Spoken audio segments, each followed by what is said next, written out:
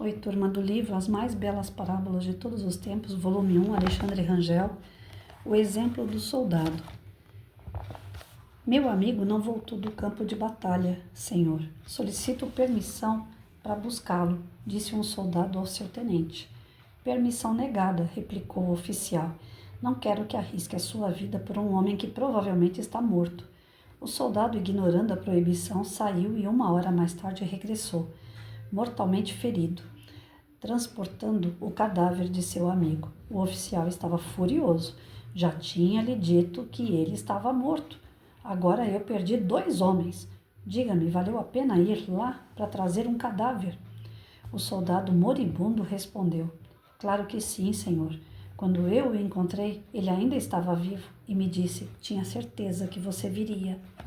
Gente, que texto pequeno e tão forte. Quantas pessoas estão esperando por nós agora, nesse exato momento? E a gente se nega, porque a gente acha que é caso perdido, né? Esse texto eu conheci ele quando eu dava aula, logo no início da minha carreira. E me fez refletir na época da seguinte forma: quantos alunos os professores já mataram? Já falaram, esse aí não tem mais jeito, esse aí não aprende.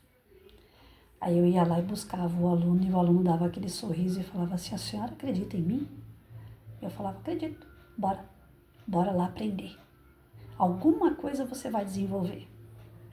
E alguma coisa aquele aluno desenvolvia. Eu nunca passei por algum aluno que esteve comigo e não aprendeu absolutamente nada, que não melhorou em alguma coisa, porque eu não desistia deles. Eu jamais desisti de aluno. Podia ser o cãozinho chupando manga, mas eu estava ali. Eu, brava, não sempre carinhosa, não sempre amorosa, não. Muito dura, muito sargentona, mas eu trazia aquele aluno para a vida. Eu não deixava ele morrer. Porque no final das contas, eu acho que ele estava precisando de alguém para que ele falasse assim: você ainda acredita em mim? Eu esperava por alguém como você. E eu fui importante para esses alunos. E isso me dá uma consciência tranquila danada. Agora pensa naquele professor que ganha o salário dele através dos alunos, que são o ganha-pão dele. E tem professor que bate no peito que não, né? Ele ganha o salário devido ao esforço que ele fez, que ele estudou, que ele se dedicou. Mas se não tiver aluno, ele não tem salário. Então eu sempre parti do princípio que o meu salário eram os meus alunos. E como eu me mantinha e sempre me mantive através do meu salário, os meus alunos eram muito importantes para mim, porque eram muito mais do que minha sobrevivência. Era a razão de eu estar aqui, de eu me manter. Então meus alunos sempre foram o foco para que eu fizesse tudo o que eu podia por eles e muito mais, mesmo que eu não fizesse tanto assim, porque os limites, né? As condições não eram das melhores, mas tudo, o mais que eu pude, eu fiz. E eu ia buscar aquele que estava lá trancadinho no mundinho dele, desistindo dele próprio, como todos os outros já tinham desistido dele. Eu não desistia do meu aluno. Então eu pego um texto como esse, eu recordo lá o início da minha carreira, e assim foi a raiz, foi a estrutura para toda uma vida de professora. Eu sempre busquei meus alunos. Por mais que alguém falasse, não vai não, porque já está perdido. Eu ia lá buscar. E eu trazia ele semi-morto e trazia para a vida. Meus alunos voltavam para a vida. Alguns, depois que passavam por mim, aí faziam suas escolhas erradas.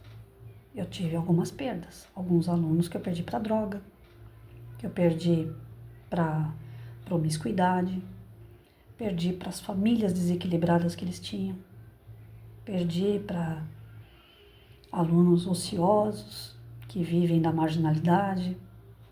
Perdi sim, mas passaram por mim tendo uma infância boa. Agora, as escolhas que fizeram depois que passaram por mim, eu não posso me responsabilizar.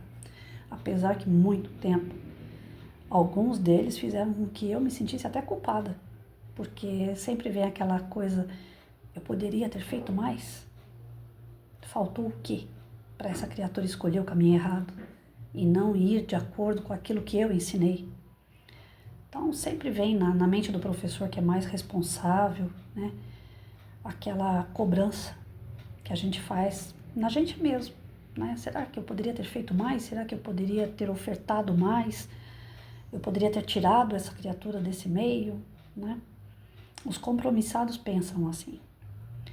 Mas vai aqui a experiência de uma professora. Tem coisas que realmente a escolha cabe a cada um.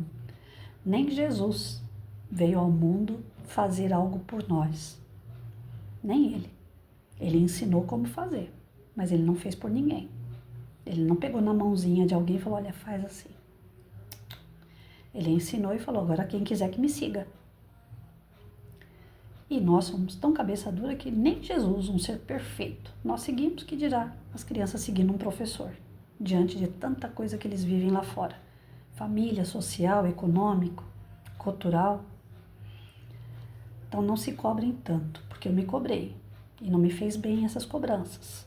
Nossa, teve uma perda, o Eduardo, que aquele menino, quando eu perdi ele, eu chorava dia e noite, me culpando demais, que eu falava, eu tinha que ter feito mais pelo Eduardo. E ele mesmo veio aqui, antes de acontecer o episódio da sua morte, ele veio aqui na porta da minha casa e falou, professora, a senhora fez tudo o que a senhora podia. Então não se culpe, porque lá fora a minha vida era outra. Não era aquela vida das 4 horas que eu ficava com a senhora.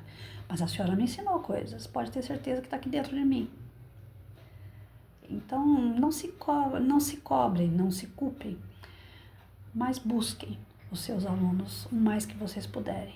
Eu estou falando porque o canal é voltado para educação.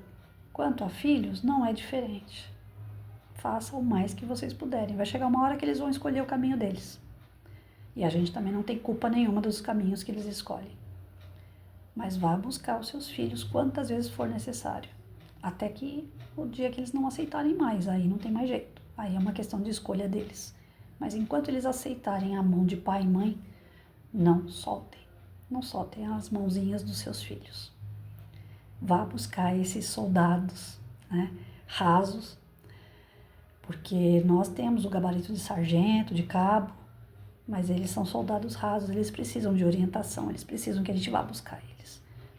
Até porque às vezes pode ser que a gente seja a única pessoa que acredite neles, os pais e os professores. A vida lá fora é dose, é dura. Pode ser que lá fora não deem o devido valor a eles, então a gente tem que valorizar, a gente tem que corresponder à expectativa deles para que eles se ergam e depois eles vão caminhar sozinhos. A gente poderia caminhar junto, né? Mas faz parte da vida. Os alunos vão para um lado, o professor vai para o outro, em dado momento, os filhos vão para um lado, o pai vai para o outro. Mas o importante é que você sabe, na sua consciência, que você deu o seu melhor.